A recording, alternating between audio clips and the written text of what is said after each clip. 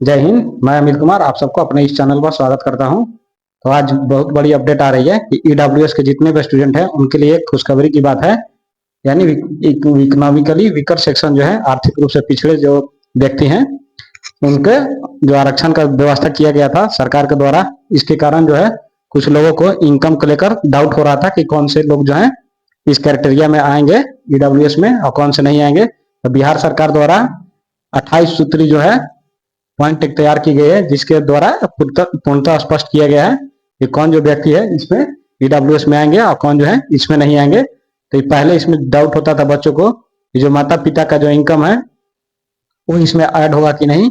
पूरे जिले में, पूरे बिहार के जितने भी जिले हैं 38 जिलों में एक समान नियम तय किए गए हैं।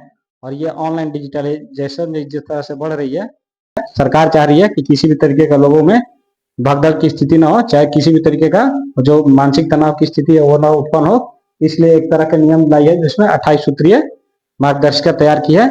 और इसके थ्रू जो है बिहार सरकार ने क्लियर किया है कि जो इनकम सर्टिफिकेट होता है जिसमें इनकम को काउंट किया जाता है, तो इसमें माता पिता का इनकम ना होके पति पत्नी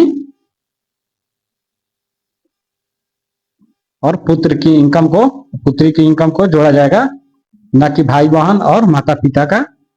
ठीक है, तो ये बड़ा अपडेट है। और इसके अलावा बात करिए जाए तो इसमें कौन कौन से इनकम जो है काउंट होते हैं, जिसमें पहले जो होता था ओबीसी कैटेगरी में तो इनकम जो आती थी वो सैलरी से,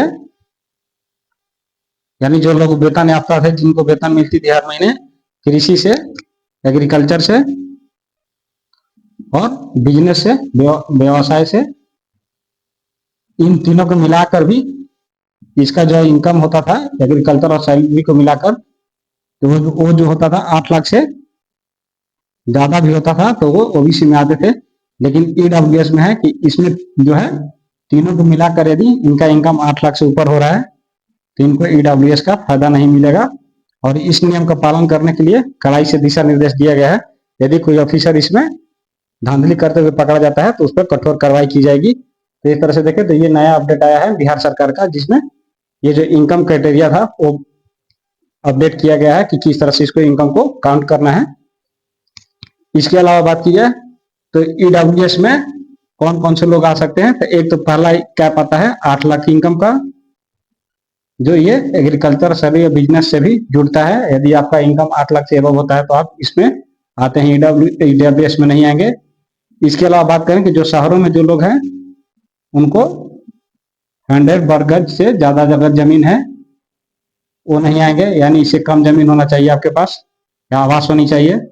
और शहरों के अलावा जो है, यानी नगर पालिका के अलावा जो है 200 वर्ग गज से ऊपर जमीन नहीं होनी चाहिए, घर नहीं होनी चाहिए। तो ये जो 3 क्राइटेरिया दिया गया है ईडब्ल्यूएस में, इसको फिर से स्पष्ट मेंशन किया गया है।